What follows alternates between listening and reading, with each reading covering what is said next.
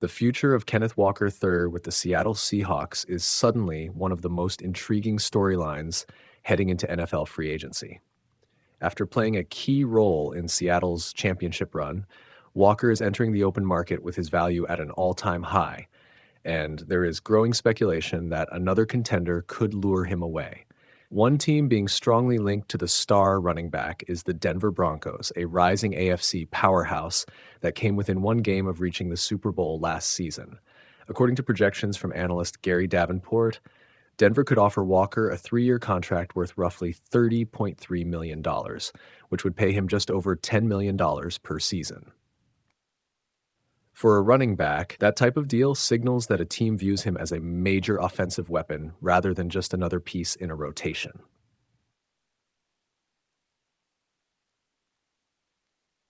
Kenneth Walker's value has never been higher. Walker entered the league when Seattle selected him in the second round of the 2022 NFL Draft after a dominant college career at Michigan State. From the moment he arrived in Seattle, he proved he could produce at the professional level. He rushed for over 1,000 yards as a rookie, immediately establishing himself as one of the most explosive young running backs in the league.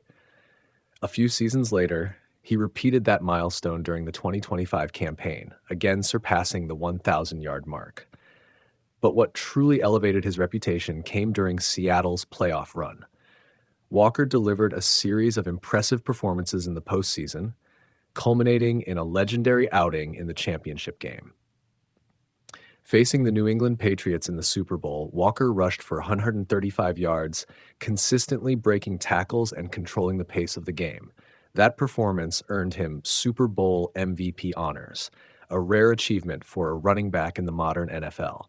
Winning that award not only cemented Walker's place in Seahawks history, it dramatically increased his market value. Why the Seahawks might lose him? Despite Walker's importance to the team, there are legitimate reasons the Seahawks may hesitate to match a big free agent offer. Running backs have become one of the most complicated positions in the NFL from a financial perspective. Teams increasingly rely on committees rather than paying large contracts to a single runner. Seattle also has roster considerations to manage. The team expects the eventual return of Zach Charbonnet, who suffered a torn ACL and is working his way back for the 2026 season. Charbonnet's presence means the Seahawks could rebuild their backfield using multiple players rather than committing major money to one star. If Walker's market value rises above $10 million per year, the Seahawks front office may decide that their resources are better spent strengthening other positions. That reality opens the door for teams like Denver to make an aggressive move. Why the Broncos make sense. For the Broncos, adding Walker could solve one of the biggest weaknesses that prevented them from reaching the Super Bowl last season.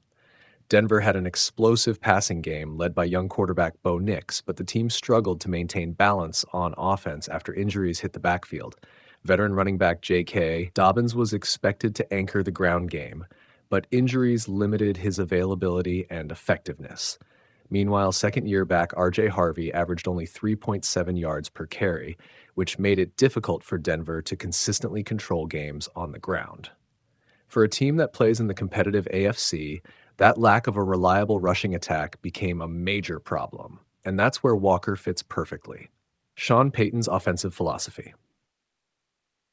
Broncos head coach Sean Payton has long believed in building offenses that can run the ball effectively.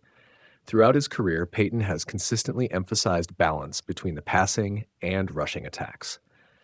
When his teams are at their best, the running game forces defenses to respect play-action passes and creates easier opportunities for quarterbacks. Adding Walker would give Payton exactly the kind of explosive runner he loves. Walker's ability to break long runs and turn small gaps into big plays could transform Denver's offensive identity. Instead of relying heavily on Nix to carry the offense, the Broncos could spread the workload more evenly. That kind of balance is often critical for teams hoping to make deep playoff runs. The fit with Bo Nix. From a strategic standpoint, Walker's arrival could also accelerate the development of Bo Nix. Young quarterbacks benefit tremendously from strong running games.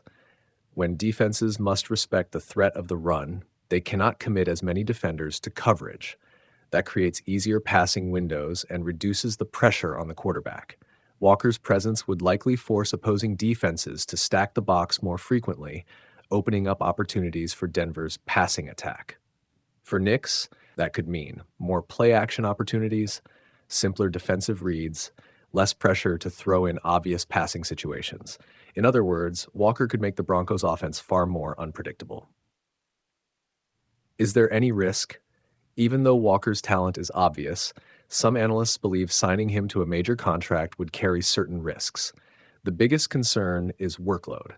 Walker has been extremely productive, but he has never truly served as a full-time workhorse back for an entire season.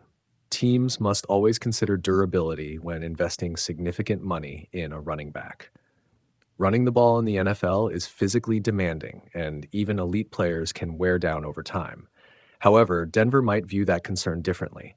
Rather than asking Walker to handle 25 carries per game, the Broncos could use him as the centerpiece of a balanced rotation that keeps him fresh. That strategy has become increasingly common across the league. Seattle's alternative plan: if the Seahawks ultimately lose Walker, they still have several possible options to rebuild their running back group. Several experienced runners could be available in free agency, including Tyler Allgeier, Rachaad White, Brian Robinson Jr. None of those players carry the same star power as Walker, but they could help form a committee approach alongside Charbonnet once he returns. That strategy might allow Seattle to maintain a productive running game without committing large financial resources to one player. What happens next? For now, Walker's future remains uncertain. The Seahawks would clearly prefer to keep the Super Bowl MVP who helped deliver a championship to the city. But the realities of the salary cap and the running back market could make that difficult. Meanwhile, the Broncos are positioned as one of the most logical destinations if Walker leaves. Denver has the salary cap space, a head coach who values the running game, a roster close to championship contention. Those factors make the Broncos one of the most dangerous potential suitors in free agency. A decision that could shape the season. If Walker ultimately signs with Denver, it could reshape the balance of power in the AFC. The Broncos already have a talented roster and a rising quarterback. Adding a dynamic running back who just won Super Bowl MVP would elevate their offense to another level. For the Seahawks, losing Walker would be painful, but it might also represent the next stage of roster evolution. Either way, the decision surrounding Kenneth Walker III is shaping up to be one of the most fascinating storylines of the NFL offseason. The future of Kenneth Walker III with the Seattle Seahawks is suddenly one of the most intriguing storylines heading into NFL free agency. After playing a key role in Seattle's championship run, Walker is entering the open market with his value at an all-time high, and there is growing speculation that another contender could lure him away. One team being strongly linked to the star running back is the Denver Broncos, a rising AFC powerhouse that came within one game of reaching the Super Bowl last season. According to projections from analyst Gary Davenport, Denver could offer Walker a 3-year contract worth roughly $30.3 million, which would pay him just over $10 million per season. For a running back, that type of deal signals that a team views him as a major offensive weapon rather than just another piece in a rotation.